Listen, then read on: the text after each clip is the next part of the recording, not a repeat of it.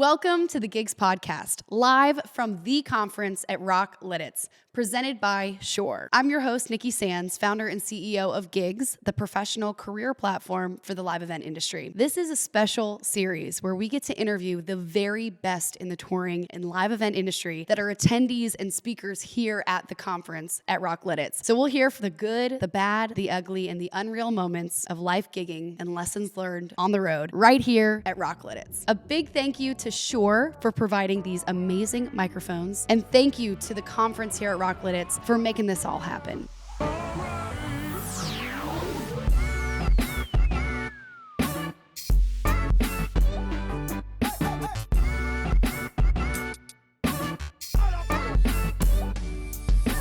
I am honored to have on Jim Digby, a live entertainment veteran with 4 decades of experience working with artists like Linkin Park, The Killers, Phil Collins, and many more, as well as spearheading major projects like Saudi Arabia's first international music festival. As president and co-founder of the Event Safety Alliance, Jim's career has been shaped by a steadfast dedication to safety and wellness in the industry. Jim, welcome to the Gigs Podcast. Nikki, thank you for having me. This is such an honor.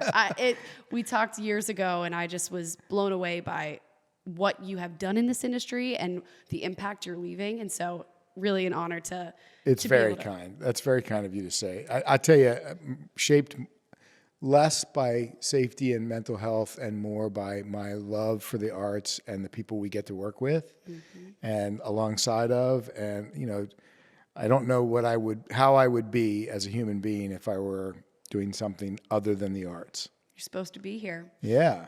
So you started at 10, age 10. And maybe that's why. That's all you've known. So you started at 10. Take me to where you are besides, 5th, 6th grade, and why you got in, and let's start there. So we're only talking about 20 years ago.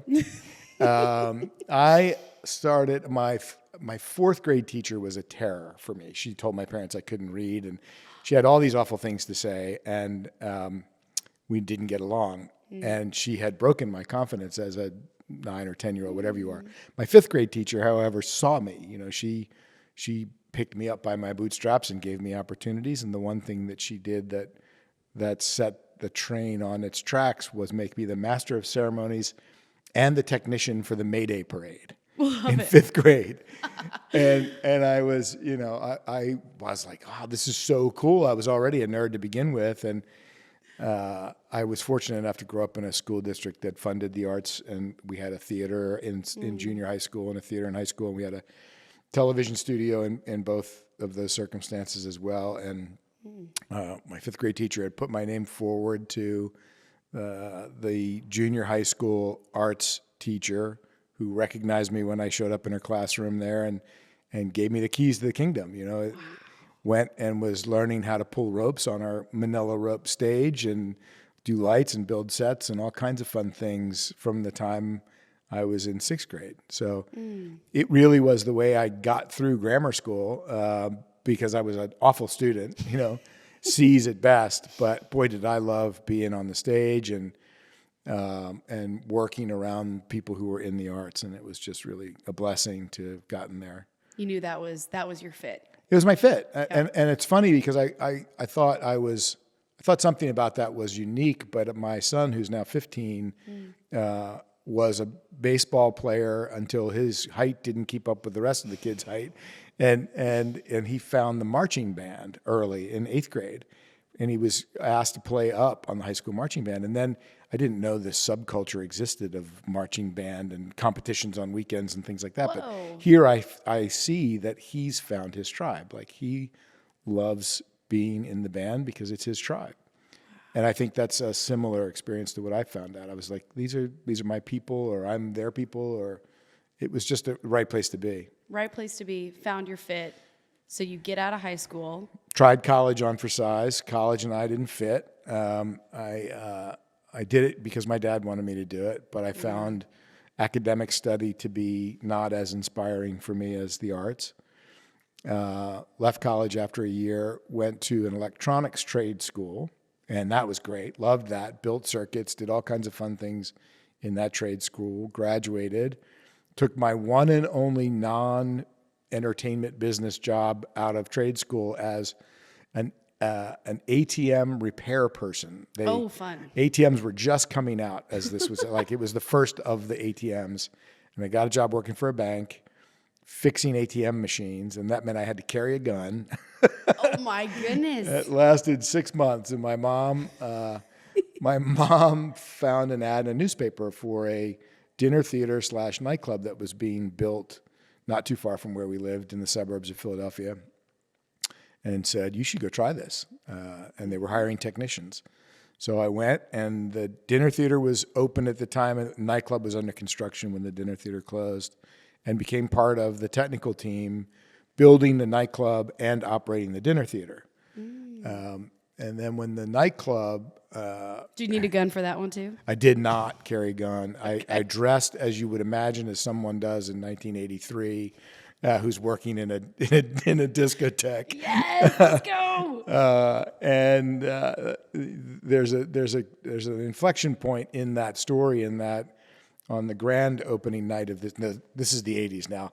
We were in competition with Studio 54, and there was a giant spaceship that tracked out from the back of the house, and there were shuttlecraft that accompanied the spaceship as special effects, and a big robot came out of the spaceship. Oh my gosh. At midnight every night, and danced with the girls, and said all kinds of things you can't say anymore. And I was both the robotic operator and character of that robot, and I was working as the lighting jockey in the DJ booth. Wow. And on this, what a gig. That's where you want to be at 19, let me tell you. That's it. Especially in the 80s. And on this grand opening night, 2,500 people, and there was the press opening night. And the big reveal of the spaceship, with all the special effects in full play, a large special effects lighting fixture left the end of the track and went down through the skull of a girl 8 feet from where I was standing. I was also a volunteer firefighter at the time, and I had first tried to administer CPR, and she died right there. And I was the one controlling that lighting fixture. I was pushing the button, driving that lighting fixture. Oh my gosh. And that left a significant impact, obviously, for her and her family. She died. And for me, at the wheel of the car, metaphorically, it was an awful moment. Now, the contractors had not finished installing the safety mechanisms on that track, and I'm sure we may go talk about why that's important later on. But so there was court deposition, there was all kinds of awfulness, but the club reopened the next night, and I continued to work there.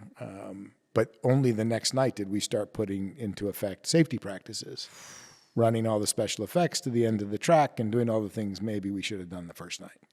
I can't imagine what that did to you at 19. Yeah.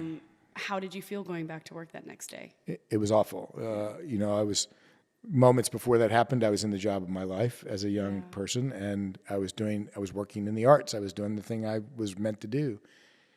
And it was, I'm not sure if the club reopened the next night, but it reopened shortly after that event. And it was really difficult to be there, obviously. And it was difficult to resolve what I had witnessed and what I was a part of. And, the court case found the right people responsible, and not me, thankfully. But it really impacted me as a young human being.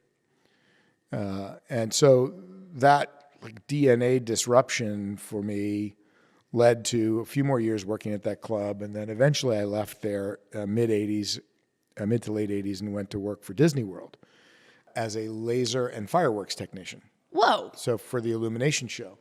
And because we were doing lasers in the nightclub, I had some experience. But I guess the relevancy to that is that Disney does safety really, really well. So leaving this experience at the nightclub and joining the team at Disney, where things were done by the book and you were trained, and you really were brought up to speed on how to behave safely. I bet that was comforting. It was comforting, and I really enjoyed the experience at Disney World. It's a great place for people wanting to find a field in the arts, and they have tremendous training, and they teach you customer journey components that we don't get in rock and roll. They teach you to lift your sunglasses when you're talking to a customer and, look them in the eyes and pick up the trash. And, so the show quality component to a Disney technical job, at all staff at Disney, that doesn't exist typically in rock and roll for sure. Interesting. Yeah. So.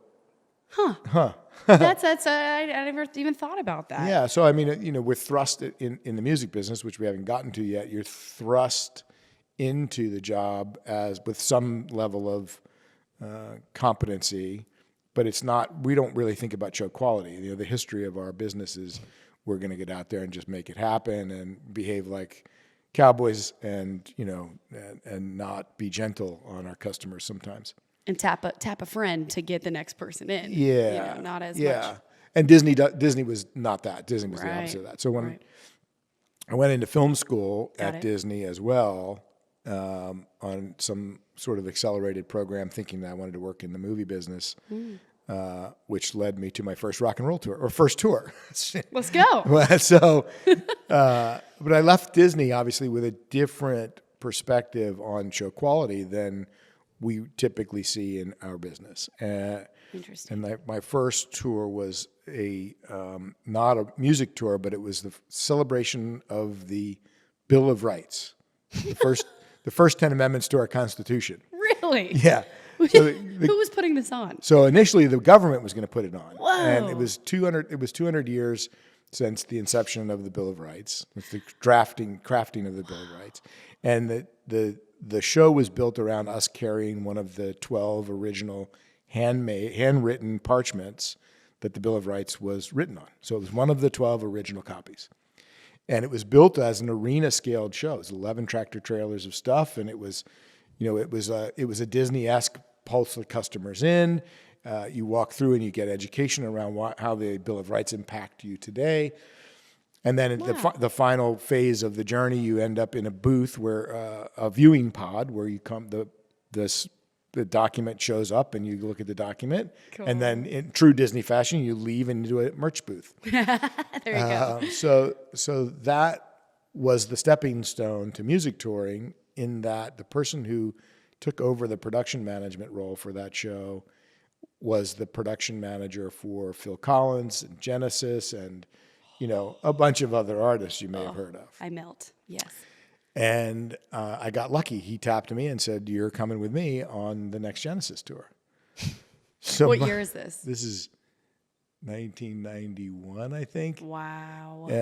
And that tour was a stadium tour, and I had not done any music touring at all at that point. Whoa. And he thought that I was ready to be the stage manager of that stadium tour. Oh my gosh. And I was anything but. But I bluffed my way along and was the laughingstock of the veteran team that was there, who beat me up practically every day and had me chase case 200 at the beginning of every loadout, and I'd spend minutes running around looking for Digby, where the hell's my case 200? Only to find out weeks later there was never a case 200. That's some good old-fashioned Rhodian hazing. right there, yeah. And it turned out that I wasn't fit to be stage manager at that point. So he brought in another stage manager, but left me on the job to learn the role and participate. And it damn near killed me.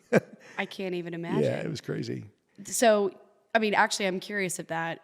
What advice would you have given yourself then? Would you have still told yourself to do it or to not do it? I would have taken the job, but I would have been focused on the job and not on trying to socially fit in. Because in those days, the social fit in seemed like the way to maintain or sustain or keep the job.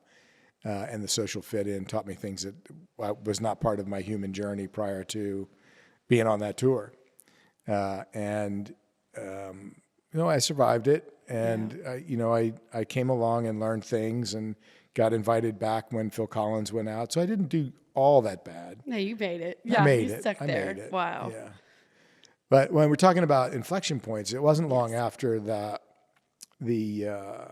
Genesis tour that I was on the Guns N' Roses Metallica tour, stadium tour, which was in 92. And that first show was in Montreal Olympic Stadium. And that was the show where James Hetfield set himself on fire over a flame mortar while we were standing on stage and they were performing. That's a little different from Disney and the Bill of Rights on tour. It is definitely, and it was not intentional, and he was seriously wounded. Oh, it was not intentional. No. Oh. He melted his hand to the neck of the guitar. Oh, my gosh. Awful. So Metallica was on first on this particular night, and Guns N' Roses, after the medics cleared him from the stage and things settled down, they decided that they would go on with the show. How did it happen? In those days, the flame effects were gunpowder effects. So once you hit go, you couldn't stop them. They had to burn off. And I guess, I don't know the circumstances about how he found himself standing over the flame mortar or in the wrong place at the wrong time. But it wasn't fun. Now, I was, in that tour, I was now a video technician hanging the LED wall. Okay. Because Genesis was the first touring LED wall, and it was significantly different than the task is now. Anyway, so Axl came out, could have saved the night and done his show, and he played one song, and then he yelled at the audience. He cursed at them. He told them that the tour was jinked. He told them to F off. I'm effing out of here, and threw his microphone on the stage and walked off stage one song into it.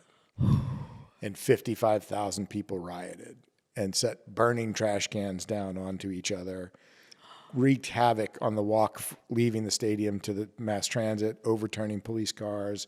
It was, we were afraid for our lives because we didn't know if they were going to try to come after us to the stage. Oh my gosh. That's another inflection point. And so this was terrifying. That's just the importance of the leadership, the artist, making sure everyone is calm. I mean, that's... Yeah. All he had to do was do his show. Instead, he did something different. Wow. Anyway, so that tour... That's third inflection of your life. That tour stopped for 2 weeks. Everybody regrouped. Everybody rethought it. James was okay. He wasn't ready to come play, but he was able to sing. And the tour started up again, and there were other concerns about riots after that. I had several other artists between the Guns N' Roses Metallica thing. I was with Phil Collins for a bit. I was with Bon Jovi for a bit, doing advanced stage management roles and site coordinator roles, things like that. And then in 1999, I found myself one of 4 stage managers at Woodstock 99, where 200,000 people rioted and set ablaze everything they could catch on fire, they set on fire. I think you're the problem here. It's funny you say that, because when I tell this story, many people go, I don't want to work with you. Yeah. You bring some weird energy into your job. There was probably a moment where I thought it was me. Man. But it made me hyper-conscious, and it toughened me for sure. Well, it brought you what you were supposed to do, which is what you're doing now. Yeah, it's part of the journey that gets us to that place. Yep. Can you talk about that, 99? Well, I don't know what there is to talk about. 200,000 people rioted, and there was nothing we were going to do about it as roadies. We packed ourselves up and got safe and, watched it burn, really. Yeah. At that same time, I was working with Marilyn Manson, who was going through the aftermath of the Columbine shooting as well. And so, because the press blamed Manson. So Manson's shows were ending in riotous behavior in a lot of instances as well. So for a very brief period in time, I was the guy to be on really challenging shows with really challenging artists. And so let's see, from Manson, shortly after Manson, I was asked to look after Linkin Park for a minute. Okay. And that was only meant to be a one and done thing, filling in for another fella. And when the band finished that album cycle and then came back to the next album cycle, they made a choice between the other fellow and me, and they chose me. Wow. And that has lasted for 24 years. Oh my goodness. Yeah. Okay. So, and what is the role for that one? I'm now the tour director. Tour director. I started there as the production manager. Got it. Yeah, I had done Hootie and the Blowfish alongside Jim Brammer and his team. And that was kind of my real first full production manager type role. And then I was working with MTV Unplugged back when MTV Unplugged was a thing. Gee. Which was fun and, a new challenge, something. And I was doing Fashionably Loud with MTV as well. Okay. Probably things your listeners have never even heard of before. What was the premise? Fashionably Loud was, it was heavy rock music around fashion shows in New York during Fashion Week. Whoa. Yeah. I gotta look that up. Yeah. That's cool. It was fun. I did a few of those, and I kept dipping back into a production manager role here or there. I was with the Blues Traveler for a while, and I had Backstreet Boys for a hot minute. You name it. I've dabbled in a lot. I did the Bolshoi Ballet as well. They were in the States. So really had your hands in everything. I took anything that would come my way. What was your favorite to date? What was the most memorable for you in a positive experience? All of it has been memorable. And, I enjoyed working with Phil Collins. He's the consummate professional when it comes to, he knows when one light is not doing what it's supposed to do. And his method of communicating about that was not to stomp his feet and have a temper tantrum, but he'd handwrite show notes after the show and give them to the responsible parties. Wow. But it's all been, I enjoy continuing to learn about the business and the psychology of the business and how to create great teams and nurture great teams so that the hard part of the work is not overwhelming the joy of being in the arts, right? So it can be hard, or it can be hard and stupid, and that's when, there's toxicity within a team, there's bad leadership within a team, there's no feeling of safe space, there's no feeling of being able to tap out if something goes wrong. Or if you just need to tap out for a minute, and with Linkin Park, we've cultivated over the years the next best team, and then the next best team, and then the next best team, and that's driven by their desire to have incredibly good teams around them. And the challenge we faced in this new iteration of Linkin Park was, it has been and will continue to be kind of emotional because the band is back together again, and there's a new singer, and there's audience that want it to be what it used to be, and there's audience that love what the new thing is, and there's people who are with us who have been a part of it for a long time, and we're in it. We've created a safe space. We've created a big team of people who enjoy working with each other and enjoy producing shows on their behalf, and it makes the journey great. At what point in this career did you write the Event Safety Alliance? Ooh, I didn't. So the Event Safety Alliance was created in the aftermath of the Indiana State Fair stage collapse, when 7 people needlessly died after a weather event blew the stage over and killed one of our own, killed a follow spot operator who was in the truss, who didn't feel like that person had the power to say, no, I'm not going up there. That looks really scary, those clouds over there. And killed some audience members. And at that time in my life, my son had just been born. He was 2 years old. And when he was born, he came 2 months early, and there was drama around that. So there's this, he nearly died on several occasions from birth. The reason he was born early is because it didn't look like he looked like he was crashing in utero. So they did an emergency C-section, and then there was just one thing after another. So mortality started to creep into my background mindset, and we had worked for 6 years to get pregnant, and that was a journey. And so all these fragile life moments that are more important than any rock show you'll ever do were a part of my new psyche. And then when the stage collapsed, I wasn't a part of that show, but I was out producing Linkin Park shows, and it struck me awfully. It was like all of this damaged DNA that I had from 1983 to 92 to 99, and all these inflection points was kind of ripped open, and my immediate reaction was, holy crap, what happened, and could that happen to me, and how do I know enough to make sure that it doesn't happen to me? Oh, gosh. And I looked around in the aftermath for any kind of training for what I do for a living, and there isn't any still to this day. There's no production manager school. You're there by happenstance, and some people educate themselves along the way and learn about the importance of the role and learn about the duty of care that they have to the crew and the band and everyone else. And some people just go blissfully through the journey. Yeah. And at that time, I was going blissfully through the journey. And it scared the daylights out of me what happened in Indiana, and it made me want to know more. Right. So that was the first reaction. And I ended up on phone calls with other like-minded individuals who were shapers of the industry. We knew each other because I was speaking at conferences at the time. Yeah. And I said, we can't do this. We were all getting on calls saying, this can't continue. Even though it's one event, what happened? How do we fix it? So, 2 people on the call turned into 4, turned into 8, turned into 20, turned into 50 people getting on these routine conference calls, trying to lay a path for what went wrong. How can we not let that go wrong again? Right. Was the general mindset. And at the same time, I was going to adjacent type trainings. There was the International Association of Venue Managers was putting on an academy for venue safety and security, so I put myself through that.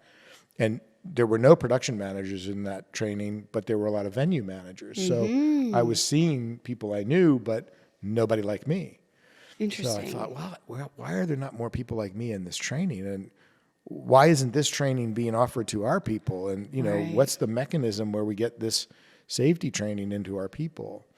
And I brought that into the discussion with these other folks who were showing up for these conference calls. And eventually we had enough steam and idea that we thought, okay, well, we need to do something with this. We need to, there's already safety language out there for us, but it doesn't get to the production managers who don't have to have any training, or the tour managers who don't have to have any training. There's no pre-qualification required to do what I do.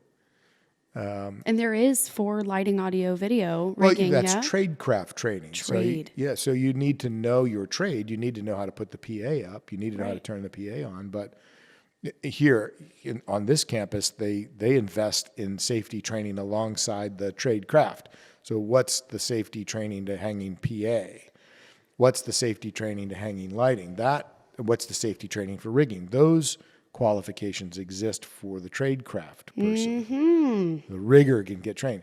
There's no training for the production person. The leader, the adult in charge, has to have none of that. And whether the adult in charge is informed about safety or not is a personal choice, not an industry requisite, which is ridiculous. Yeah. So the group collectively decided that we can do something about this. The universe kept delivering things to us, like it delivered a National Fire Protection Agency code writer, came across our doorstep, and then a fella came from England with a copy of their safety guide, where they had an inflection point 10 years before us, and they wrote a guide, and we had permission from the health and safety executive to use that guide as a foundational tool to build our guide. So everywhere we turned in those early days, it seemed like the universe was saying, you got to do this, you got to do this, you got to go. Well, and you had too many inflection points to drive you to spearhead this. Yeah, and I think, for me, my purpose in it was I was able to rally people to the cause. I'm not a safety expert by any stretch of the imagination, even after 12 years of being the president of the Event Safety Alliance. Wow. I'm a production manager. That's what I am by trade, or a tour director, as I am now. But I care that we don't kill our customers or our coworkers or our artists. And I think we all care for those things. It's not that people are ignoring safety, but we're doing safety by happenstance. We're not doing it by plan. We don't plan to be safe. Most shows get built based on what they know needs to be built. And very few, still to this day, but growing, are doing risk assessments and job hazard analysis and putting people on the ground to monitor safe behaviors. It's just not sexy enough, and it doesn't generate revenue. So it's not a subject matter that has, you would think the insurance companies, which are our greatest supporter, and the artist managers and the big named promoter companies would say, hell yeah, we support that. How can we help? What can we do to get your information into the hands of everybody in the business? How can we help you create a certification program? How can we help you create training? You would think we'd have people beating down our door to do those things. They're not showing up yet. Although, maybe that's one of them who's just knocked on the door, which is perfect timing. Timing could not have been better. That is hilarious. Oh my gosh. Anyway, they're not knocking down your door, and nothing is mandatory. The people who need to know all of this and are leading everybody, it's just like figure it out. And I was thinking with special effects and pyro, their number one is always safety because it's inherently dangerous. But why isn't that same knowledge of a concert is inherently dangerous as well? Well, because we've got a fairly lucky track record. If you think about the planet and all the shows that are taking place around the world at any given moment, and the number of news stories you hear about, deadly shows, they're very few and far between. So True. By and large, as an industry, we do really, really well. That doesn't excuse us from not asking more of ourselves. Like, we should be asking for those who would assume the role of adult in charge to understand what duty of care is, to understand how to get there. I don't need to know how to build a pyro show, but I need to know if the pyro people I'm using are doing so safely. Right. And I need to understand enough about it to make sure that what we're doing is safe. Same with rigging, same with lighting, same with audio, all of the things. And so I argue that it really starts at the leadership level of our industry, that we need to ask more of those who come to lead these shows. Yes. And we're back. Day 2. Hey, you know what? That was an amazing costume change. Yeah. That really, yeah. This is the first podcast I've ever had to go do a wardrobe change in order to come back and finish. The podcast. But I feel much better now. No, it was really needed. We need a little makeup refresh, all of it. Fresher, And as you We're left, in new clothes today. if you could see, as you left, as the SD card filled up, as all the lights were breaking and the We were talking about how I'm the problem. He's the problem. Clearly, I caused all the technical difficulties. And so I want to go kind of back wherever the hell we were when we ended yesterday. But, it's interesting where you were placed of experiencing so many catastrophic events and devastating events that most people never experience in the industry that led you to creating Event Safety Alliance, co-founding Event Safety Alliance. What is your vision for this? What do you hope for the industry? Life shapes us, doesn't it? I mean, life takes us to the places we're meant to be sometimes, and sometimes we go off the path. The Event Safety Alliance, we've just finished 12 years of existence, and we've made progress. We've made slow progress because it is, as I said earlier, it's the least sexy subject in all of the business, but arguably the most important, right? We don't want to kill our customers, and we want to take care of each other. We didn't know what we didn't know about operating a nonprofit in the early days. We know a little bit more about running a nonprofit now, but we're still not nonprofit specialists.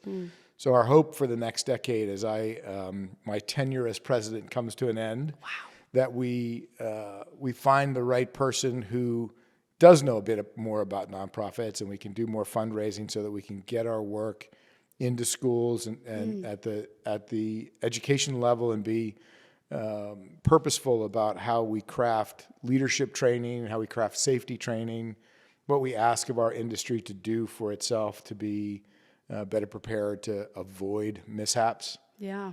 And how to help the industry find its own way forward. For instance, we were talking today about weather and the fact that we're having greater and more rapid, more frequent weather events. Right.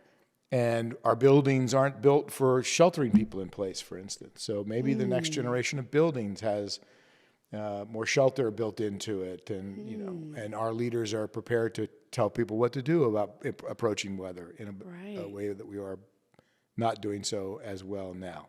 If that makes sense. Right. That there's that there is just a standard way of doing things. Standard way of doing that things. everyone just knows.